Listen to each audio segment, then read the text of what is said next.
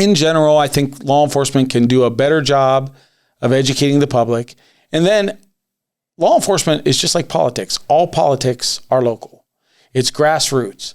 You know, if you want your community to support you, it doesn't matter. I could put all the dog and pony shows. I can sit in all the podcasts, but it really comes down to, what did Perci experience when he encountered a sheriff's deputy?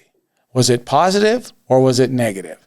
And you're going to have some negatives. There's no doubt about that. Some of them we deserve to be rated as negative, and some of them the citizen may be wrong, that they were just out of line and didn't like the fact that they were being told how to act or what to do. People don't like being told what to do. We learned that again over this mask thing. Yeah. People do not like to be told what to do, whether it's good science or not. They don't care. But that's what it comes down to. When you have a certain number, we have about 18,000 calls a year at the sheriff's office. And all of those add up to a number of positives and negatives. Welcome to 99 Miles Per Hour. With me, your host, Perci Garner. We'd like to thank our sponsor, Your Pizza. Now, this is a local pizza shop in New Philly. They're at 152 Front Avenue in New Philadelphia. You can find their pizza online at yourpizzashop.com. Or if you can call right now to order for delivery, it's 330-339-48888. Now, you can also find subs, salads, of course, and boneless wings. Now, y'all know me. If y'all seen the show before, I don't be messing with the salads, but they got everything for everybody. Try some of this pizza. It's amazing.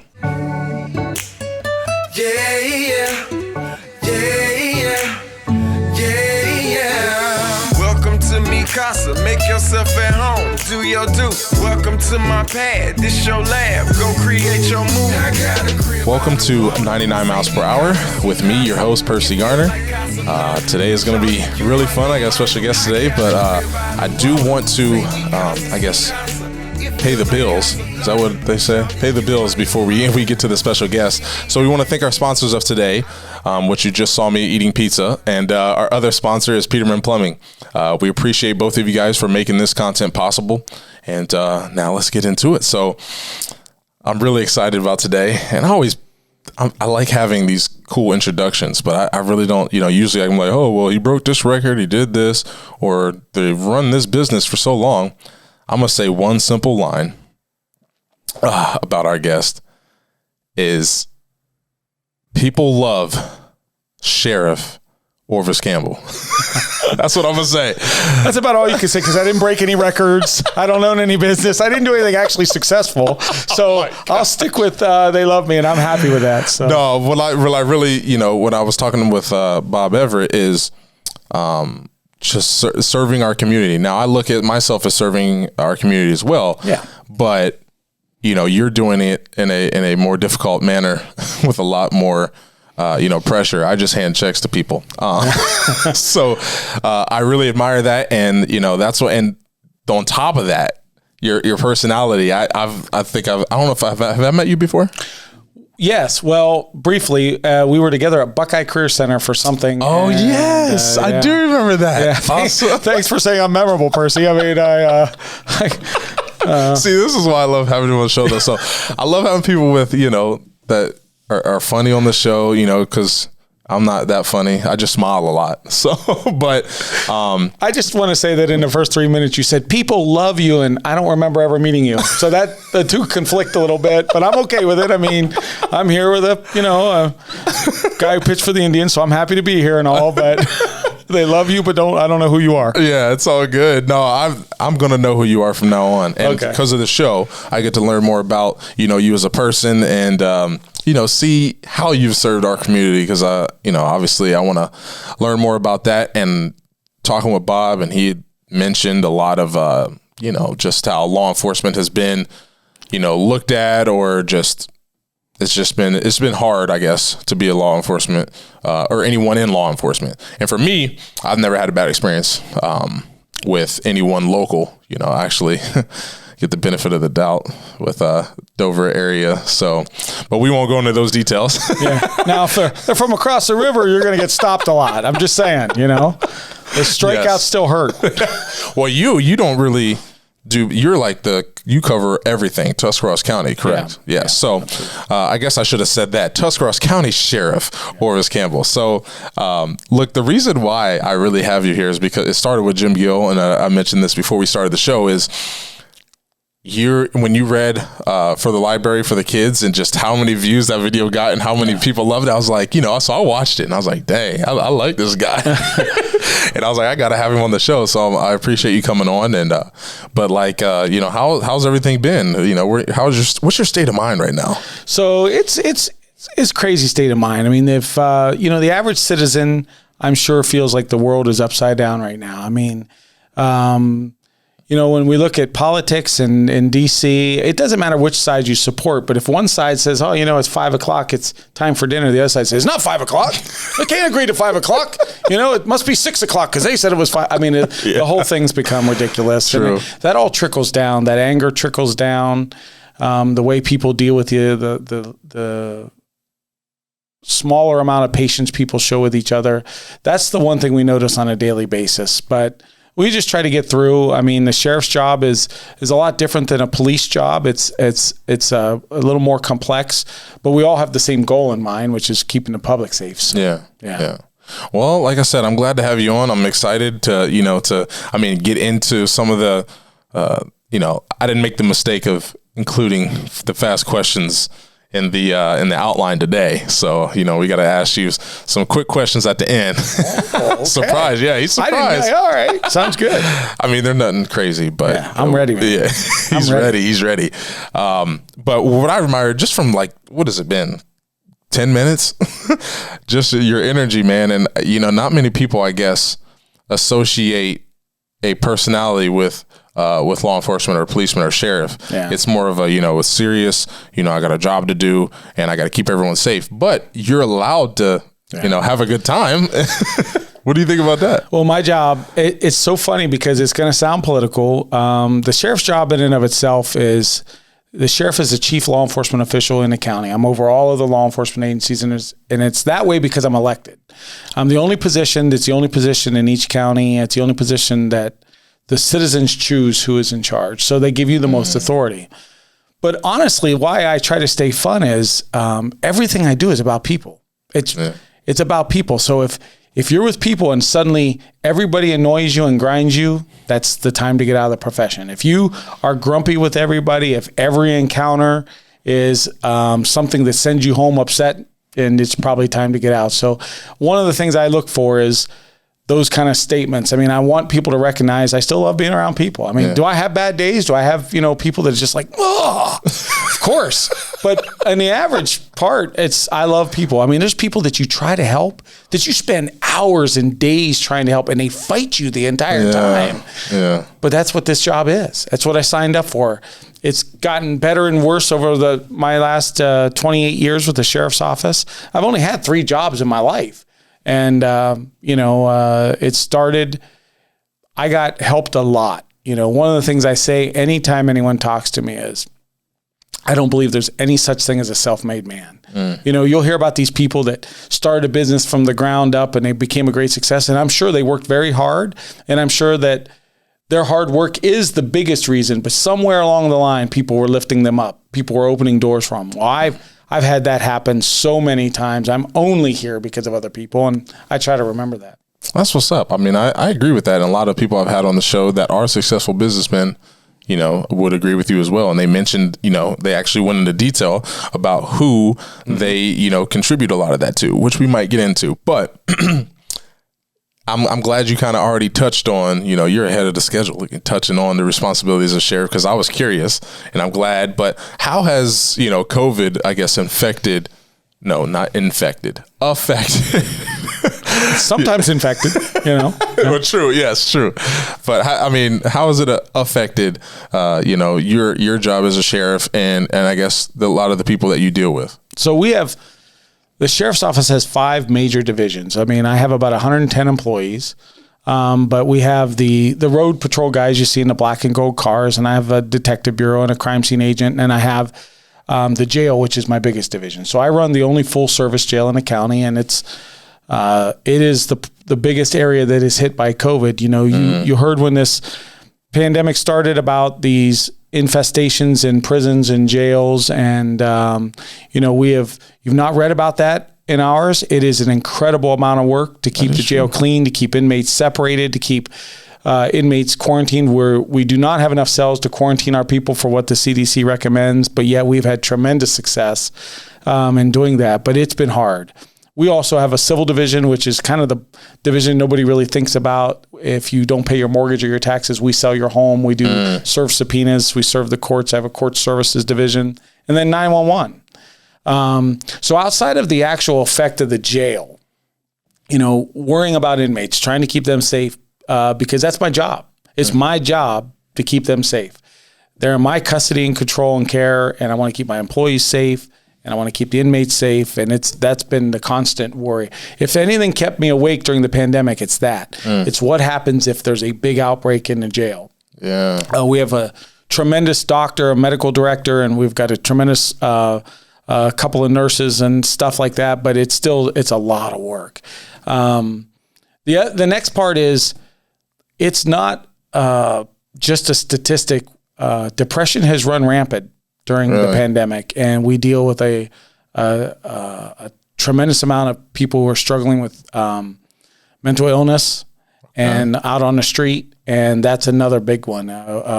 These people are not handling the stress of the pandemic well. They already have some issues, and we have constant calls. So we've had an increase in suicides and a great increase of drug overdoses, that many of which have resulted in death. So there's definitely an effect.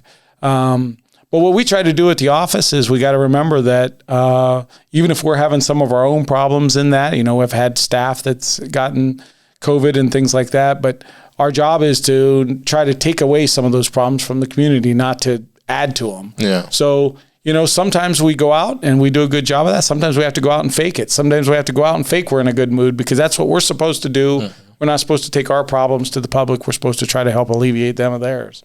So, and that could, that's one thing I don't think people talk about or think about much is, and I had JJ Brodsky on here, and he was sharing, his side of it, if community mental health is, that's another thing. Obviously, it is affected, and there's symptoms, and it's hurt a lot of people physically, but mentally is another aspect. So I'm glad you brought that up. Oh, it's definitely true. Yeah.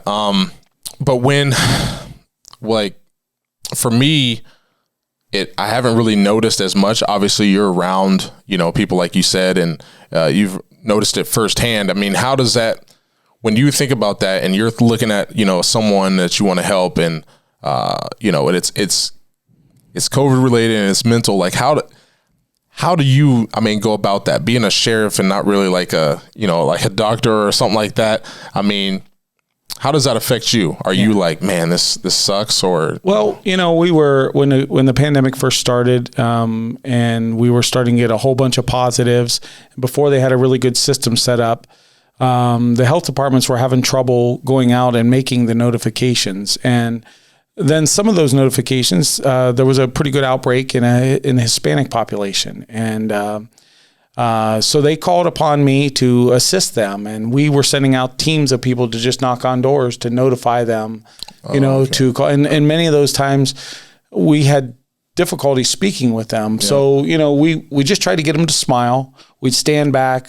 We'd get them to nod to see what parts we could understand. We usually hand them some instructions that were, in their language, and have them call, and then we'd stand by and make them call, and then they'd give us a thumbs up, and then we just try to let other people know that, listen, I know this is scary to you, but most of the people are surviving this. It's okay. Just treat this seriously, and we just tried to be a positive on that aspect of it, because it was at the beginning of this, man, it was really scary. I mean, people were. Everything shut down, everybody locked up. You couldn't buy toilet paper, and everybody worried whether this was going to be the end of their family. And, as a law enforcement officer, you're just supposed to try to make every situation better. So what we would do is just try to explain some of the things that we had witnessed firsthand, and all the people that were getting better, and it's going to be okay, do this. And most people were great with us. I mean, it was definitely a scary time, but if you can't step up and try to lead, not just as a sheriff, but as any deputy, if you can't step up and try to lead your community at times like that, then you're not going to have the support of them any other time. Yeah. Dang. So look at this dude is helping me out with a lot of stuff, and realizing what everything. It's hard to look at what you just explained, what you guys did with COVID. Not even without COVID and the stuff you do on day to day, and everybody that is in your divisions and what they do for the community. It's pretty amazing when you start to think of it like that. Yeah. I know many people like to look at social media or major media outlets and give law enforcement a bad rap. But for you, what made you want to get into law enforcement, or how'd that happen? Well, I've only had 3 jobs, and I don't remember exactly. I remember being really young, wanting to be in law enforcement. No law enforcement in my family. In fact, some of them might have been on the other side, but no law enforcement on my family or anything like that. But I just, I fell in love with the idea. The first TV show I remember watching was Chips, which was the corniest show ever. But what I did like, all jokes aside, was Ponch and John always did the right thing. They were never on the wrong side of the law. So even though you saw this corny motorcycle riding and all this thing, they looked good in uniform, and they always were on the right side of the law. There was never any sort of corruption, hinted at those. And on the opposite side of that, to this day, I still hate law enforcement movies that show corrupt law enforcement. Has there ever been a movie where just a cop was a good cop? Yeah.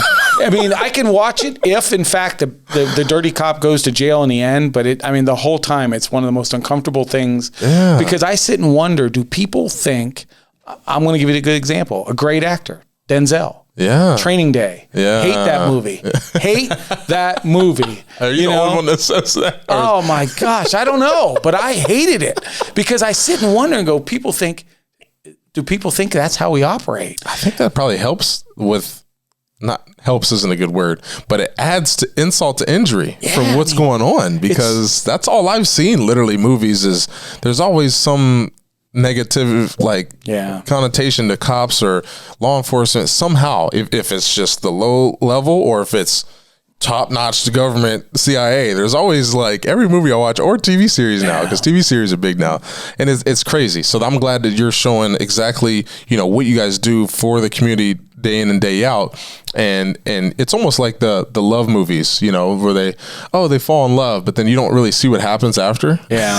So these movies are cops, they do this and they're bad, but they don't really show what really happens, you know? So everybody has this, I saw this movie once where this cop did this, so this cop could do this. So I think it's good that, we have this, back and forth, and we talk about stuff like this. And I'm sure, have you seen the YouTube video where the ex-football player, Emmanuel Acho, talks to the California police department? And it's sort of like a smaller area, just like Dover, and it's very helpful. I might share that with you after. Okay, but that's great. Yeah, it's good stuff, man. It's really good stuff. But for me, when we look at your job as sheriff, and obviously you were elected, I didn't even think about that. Obviously that's just how it works, but that makes you feel good, right? A little bit. Well, that's how they assign authority in the United States. I mean, when you look at the military, the top person in charge of the military is not a military official. It's an elected official. They always give the most authority to those who the citizens choose. That's just how it works. That makes sense. And so it really is an honor like that, and this is my 2nd term, so I'm in my 5th year now. They're 4-year terms, and you want to go, and everybody asks me how long I want to go, and they don't believe me, but I really don't have a time. I don't want to stay too long where people think I'm just the guy that has held it too long. I mean, I really want people to find value in it. My entire adult life has been working for Tuscarawas County. I started 2 weeks after high school.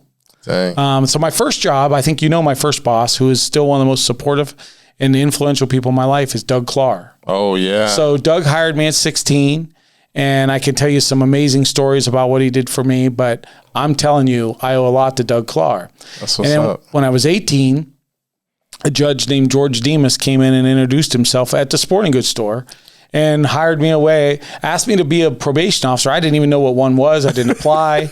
Honestly, had never seen drugs or anything. And he said, it's a juvenile probation job. I want to hire someone close to their age that can relate to them. That was it.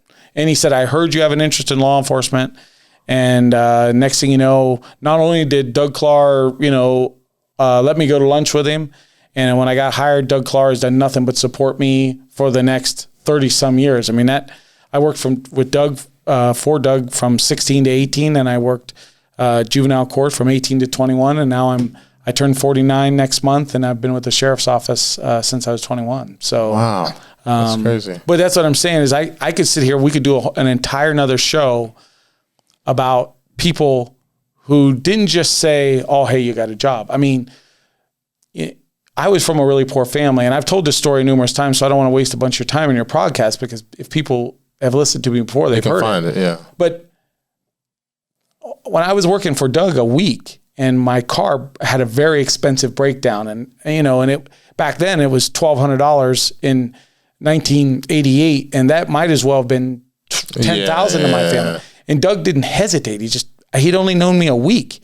He pulled out $1,200 and he handed it to me, and he paid to get my car fixed. And I paid him back interest free. Yeah. But I can't even begin to tell you the stuff he's done for me. So these people all think like, man, you come from the family, you come from because my home was condemned by the health department. They say, oh man, you really pulled I didn't pull anything up. I had people lifting me. Yeah. And I could tell you a bunch of other stories, but maybe we'll do that on the next time you come back, because this show's going to go on for a long time. So okay, we'll be having return. All right, that sounds good. Because I can already tell I want you back on the show. The second show though, I'm going to bring a bat, and we're going to see if you really got the goods, because I think I can hit it.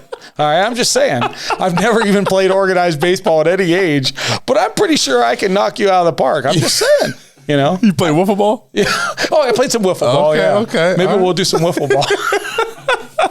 Yeah, I don't know how my arms are shaped. I might need the wiffle ball. Real ball, my arm might come off with the ball. Yeah, come to think of it, maybe we should wait a few more years and make sure it's not in shape. You might still be a little too close to your prime for me. Yeah. Oh my gosh. Well, family. Yeah. Let's do I guess touch on that, because family is obviously important to me. That's a lot of the subjects we talk about on the podcast, besides business and sports, is family and parenting and stuff like that. Now, is there any fear with your family that something might happen to you ever, or they don't really stress about that? No, we've got 4 kids, and 3 are grown, and we have an 8-year-old. And I don't think the older kids ever saw any fear. My 8-year-old definitely doesn't. I mean, he thinks like I'm like king of the world. That's what's up. He thinks I'm a superhero. That's what's up. That's what you want. My wife went through some phase early on where she worried every time I used to get called out, because I used to get called out a lot in the middle of the night, and she would get worried then. But I think she's over that now. I don't think she worries. One, we live in a great area, and generally in this area, although violent things happen, generally the community supports us in law enforcement here, and we're very lucky that way. So I don't think they work a lot. I know it takes a toll. The hours probably take a toll on them more than anything else. I missed a lot of things. I remember when my one daughter was young, there were several Christmases in a row I was called out, and it just happens that way. And then you go and you're fine. But I think that they just become accustomed to it. And the things we ask them to become accustomed to is not really fair, but but they get all this on, in exchange for that. So it's kind of an even exchange. Oh my gosh. They do though. They're very lucky. That's what I like to say. My wife's lucky. Yeah. So I love you. Sorry. I know we kind of are jumping around. We were talking about law enforcement and how, people are viewing it and how movies portray it and stuff like that. Do you have I'm not asking you to come up with a solution. Like, here, I've got the issue to the solution to the problem right here. No, just what do you think there's some things outside of, media that has a negative connotation to law enforcement? Is there anything, deep down in just how culture is, or you just think it's just weird that, hey, well, this group of people might not look at law enforcement the same way? Yeah, well, so what law enforcement can do better is, what we can do is educate the public better about how the job really works. And, if you've seen some in big areas where, say, for example, a topic that hits the media and it's very hot, when there's a use of force or a shooting, there's some great simulators out there. We do what's called force-on-force munition training. And one of the things that I've seen that some big agencies do, periodically is they'll bring in some professional reporters and let them go through the training. They'll give them some training ahead of time and then they'll put them through, and then they'll see. And usually those people shoot much quicker than the police. And usually that's, but then they'll kind of justify it and say, well, yeah, but I'm not really the police. I didn't have all their training and stuff like that. So, but the first thing I think is just making people understand our job, and that's one of the reasons why, I always accept an invitation to talk and educate people. Even with when I get my budget, the county commissioners, if they watch this, they're going to laugh because our office holders they're given a budget meeting. All of us who are elected, I answer to the taxpayers. I'm in charge of the sheriff's office. But once a year, I have to get my budget from the commissioners. And once I get that budget, I'm the office holder. I spend it the way that I see fit. But it's always a checks and balances. If I spent the money really terribly this year, you can better believe there's going to be an adjustment to my budget next year. Like if I went out and bought, gold rims for the cruisers or something, you can guess that next year that there's going to be a checks and a balance that's not going to work out in my benefit, which is exactly how it should be. But the first year, they told me I'd have about 45 minutes, and this is not a joke. My first budget presentation was 3.5 hours, videos, movies, PowerPoints. And the only mistake I really made, they'll say I made several, but the only mistake I made is I really didn't think about lunch. Because I started at like 10 a.m. and they were really not very happy with me at the end. So after that, we started accounting for some food during my budget presentation. The sheriff's office is the largest budget for the commissioners, and it generally goes last because of that, because you've got to find a way to balance the budget. But I've got great commissioners, Commissioner Abiel, Shreddy, and Landis are very supportive, and I don't get all the money I want. I don't even get all the money they want to give me because they only have so much money, and that's how it works. But in general, I think law enforcement can do a better job of educating the public. And then law enforcement is just like politics. All politics are local. It's grassroots. If you want your community to support you, it doesn't matter. I could put all the dog and pony shows. I can sit in all the podcasts, but it really comes down to what did Perci experience when he encountered a sheriff's deputy? Was it positive or was it negative? And you're going to have some negatives. There's no doubt about that. Some of them we deserve to be rated as negative, and some of them the citizen may be wrong, that they were just out of line and didn't like the fact that they were being told how to act or what to do. People don't like being told what to do. We learned that again over this mask thing. People do not like to be told what to do, whether it's good science or not. They don't care. But that's what it comes down to. When you have a certain number, we have about 18,000 calls a year at the sheriff's office. And all of those add up to a number of positives and negatives. And every 911 dispatcher that answers a phone and every deputy that makes a traffic stop or answers a domestic, they're going to determine our reputation. And when you have an issue like Ferguson, or you have an issue like, Portland, or those kind of issues, it's too late then. If you haven't already built a solid reputation in the community, you're not going to fix it then. Yeah, true. So I think that's what you do. Is it's got to be done every single day. You can't just say it. You have to prove in the way you serve your community that you love them as people. And without sounding corny, law enforcement, it's kind of illegal to use the love word, but if you don't love people, you're not going to be any good at it. I mean, honestly, if you think you got into it for guns or tactical or cool stuff, that's like this much of the job. Yeah. It's 99% of it is dealing with people that are going through very rough and tough times. And today I had a meeting, and everybody knew I had a meeting at 1:00 where I knew someone was going to come in and yell at me for about an hour. And I didn't do anything wrong, but I knew it was coming, and that's about how that meeting went. And and that's just okay. And at the end, I gave the person a pat on the shoulder, and they know I tried to help them every way I could, and that's about all you can do. Man, so. Yeah. I mean, that's just. It's for me. When I talk about my experiences, like I've had just recently, I've made some bonehead decisions, and I was at Doco, and I was too busy worried about these donuts that I locked myself out of my car. And just some funny, law enforcement banter. The guy, I think it was Officer Hitchcock, came out really quick. Like I wasn't expecting it, but he's like, "Look, it's all good." It was a call at a donut shop, Perci. I mean, come on. What do you mean you weren't expecting him to show up quick? Do that thing, same thing at AutoZone and see how quick it gets there. Come on.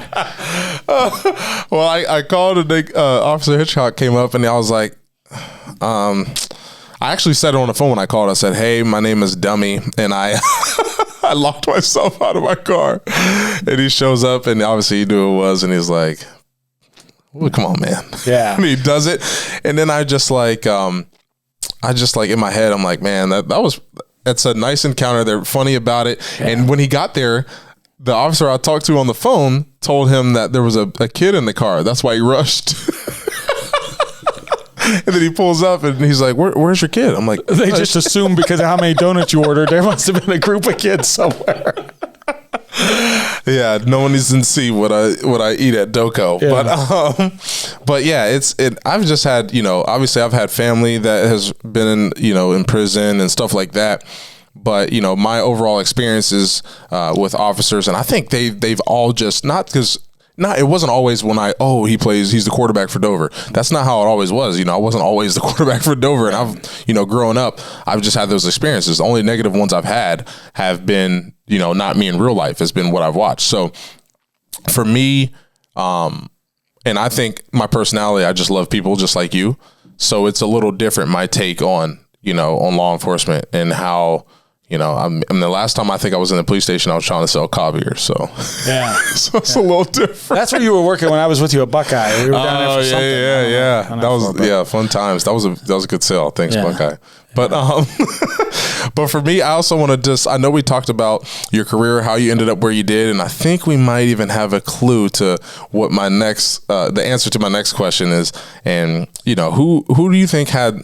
I guess this might be hard to ask. I mean, hard to answer, but who do you think had the biggest impact, like on the best qualities you think you have as a person right now, or like who had the best impact on your character and what type of person you've become? Oh my gosh! You can. It doesn't have to be one person. You just say.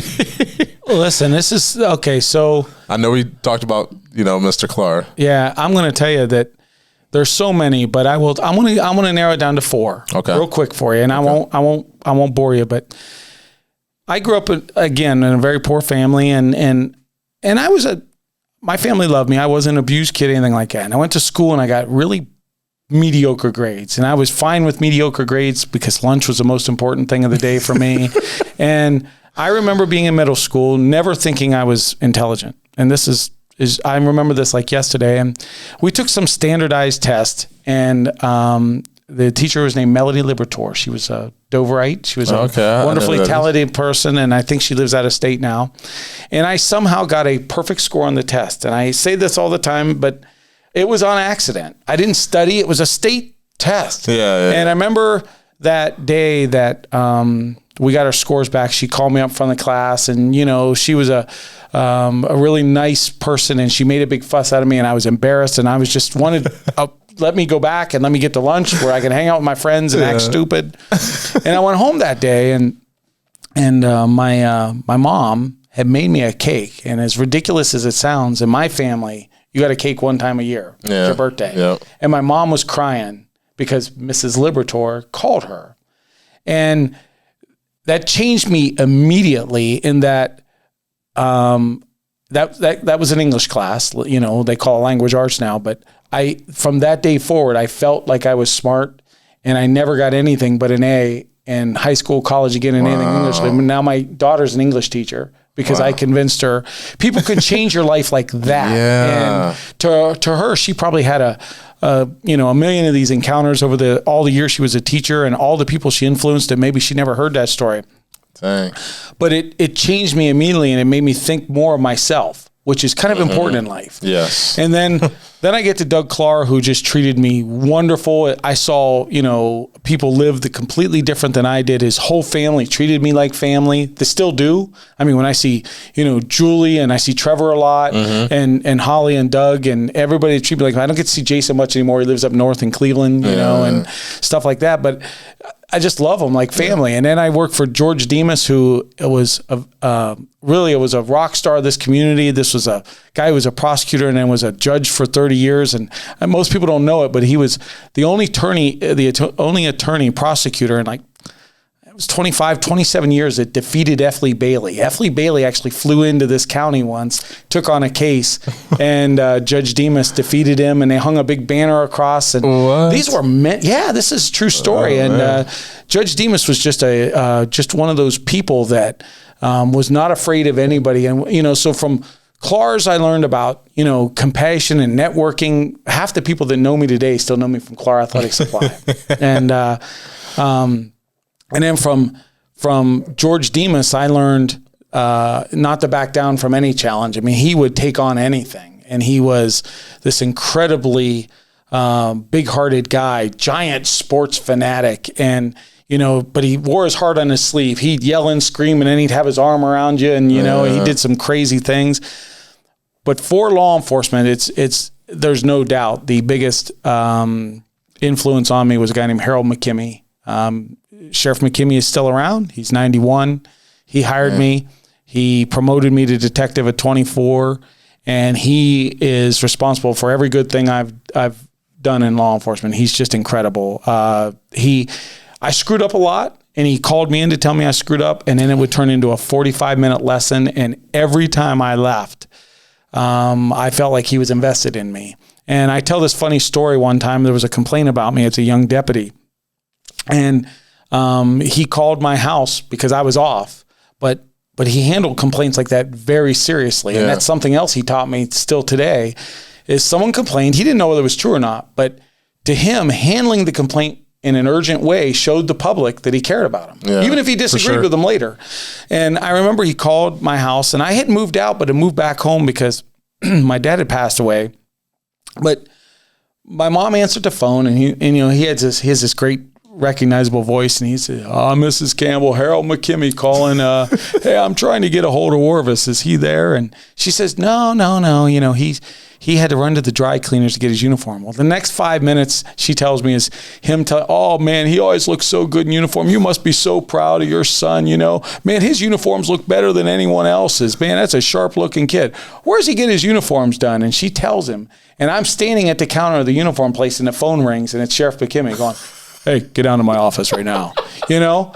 But so he taught me that even when I better be right when there's a complaint because he's going to follow up on it. And that was an important lesson. I mean, you know, I remember being a young detective and him he whistled as he came down the hall, and I'd hear that whistle and I'd be packing up my bag to get out and get on a case because I didn't want to have to answer to him as why I was sitting behind a desk if there was unsolved stuff. Yeah. And all of us were like that. I mean, he held a high standard, and he's definitely responsible for that. And he also was, we were talking about how much fun, he played the greatest practical jokes. Really? And, 46-year career law enforcement man. He was a great sheriff. I had the honor working under. That's what's up. I love hearing those type of stories, man. That's why I was like, you know, I want to make sure I touched on this. That's awesome. Yeah, he's the best. Now, do you have any other goals that you haven't accomplished yet that you want to hit off the checklist?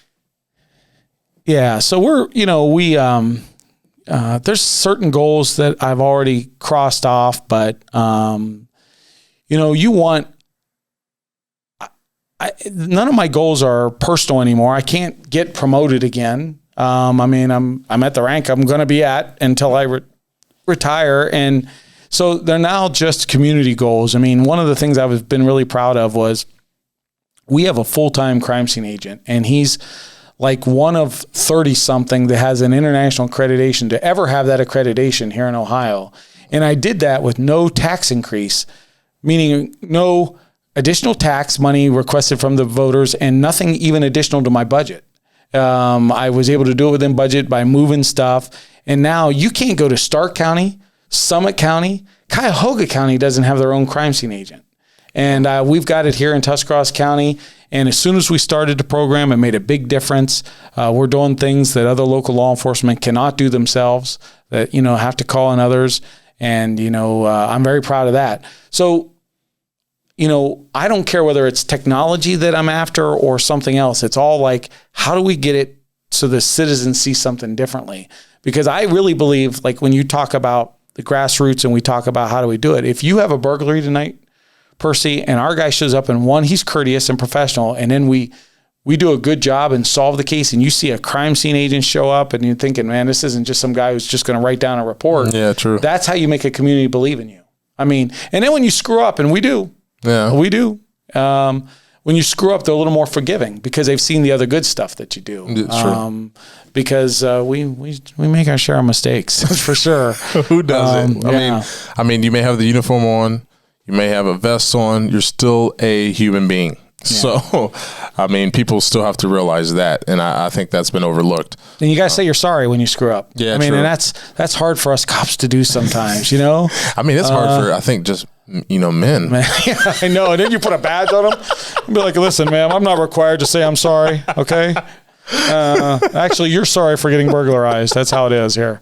But no, if you can do that, if you can humble yourself and just know that, hey, that person that just yelled at you was completely off base. They were wrong about what they said, but you just got to realize like they're going through a horrible time. I have seen crimes that have affected families, and some of the worst ones, I investigated several dozen murders myself as a lead investigator. And there's times when I see the families at a grocery store and I duck the other way because I worry.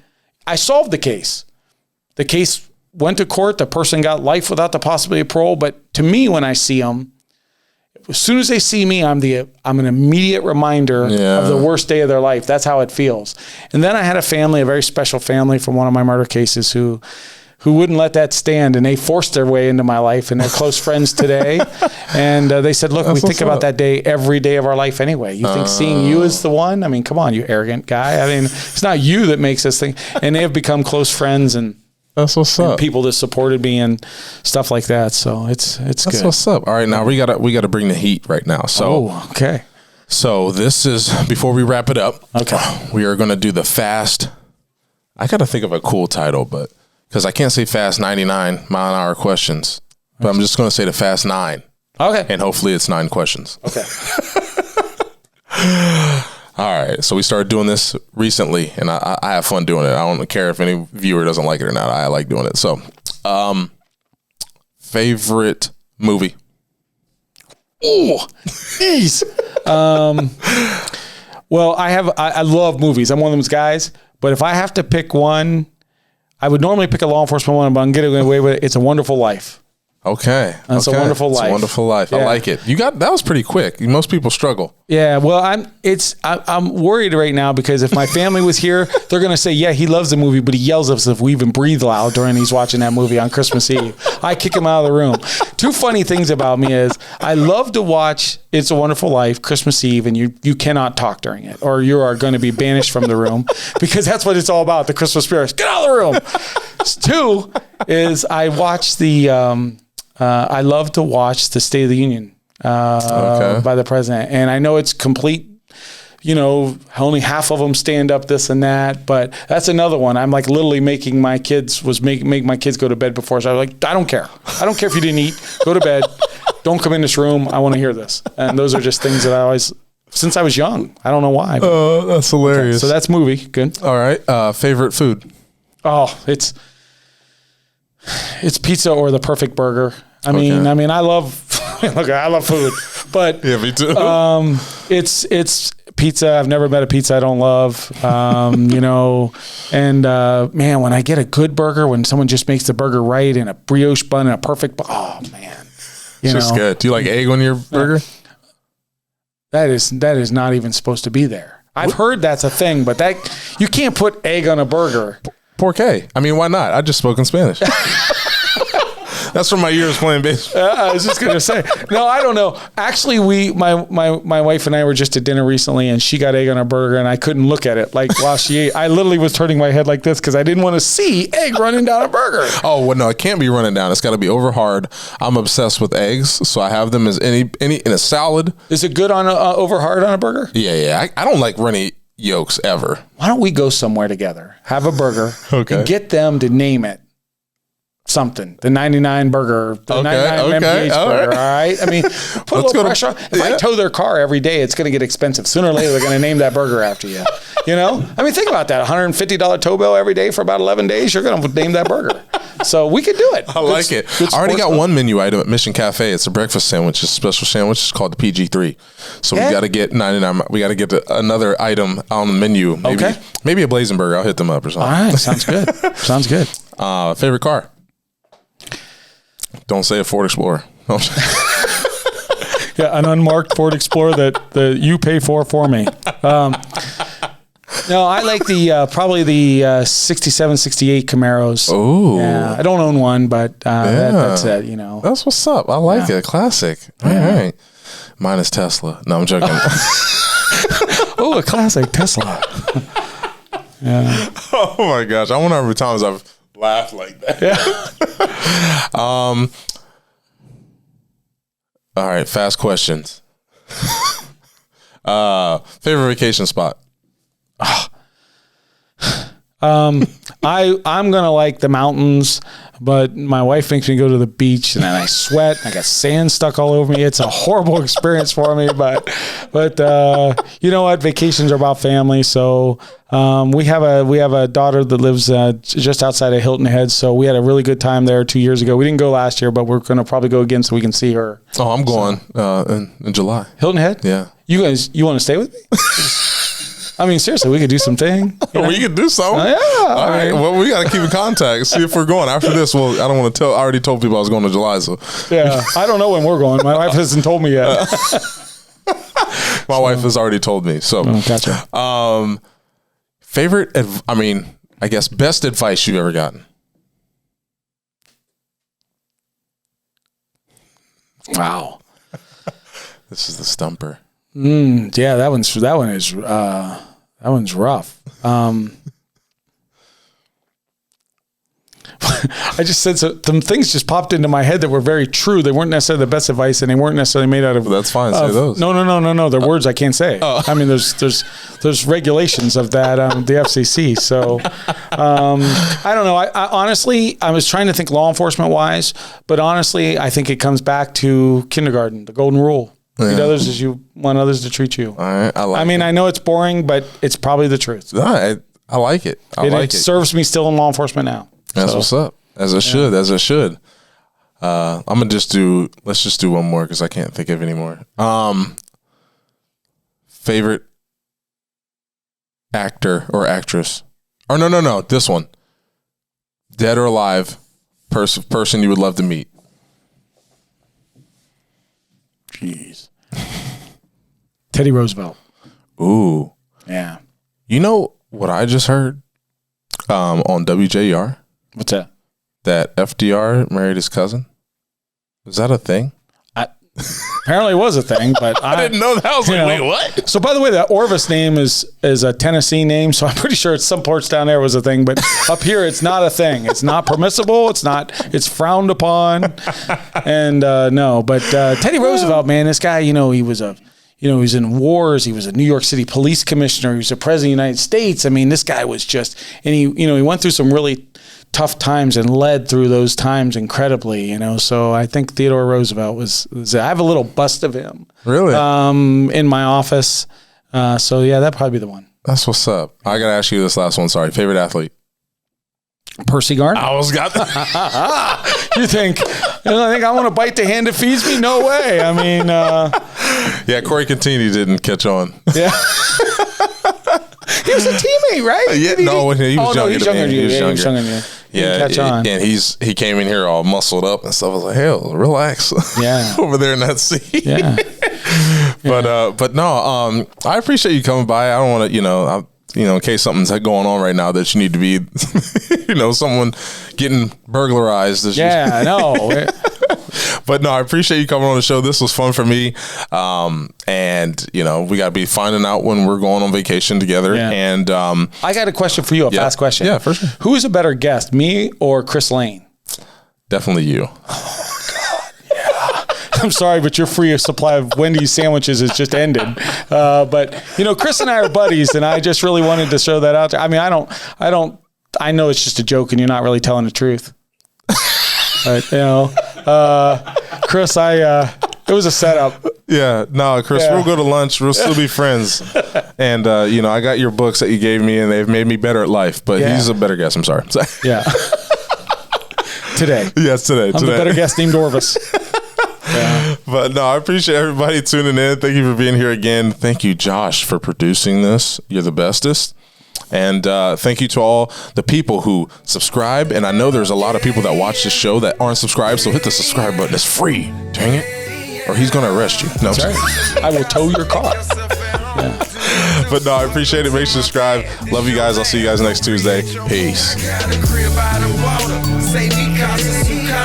It feels like Casablanca. Shouting you my little mama. I got a crib by the water. Say me casa su casa.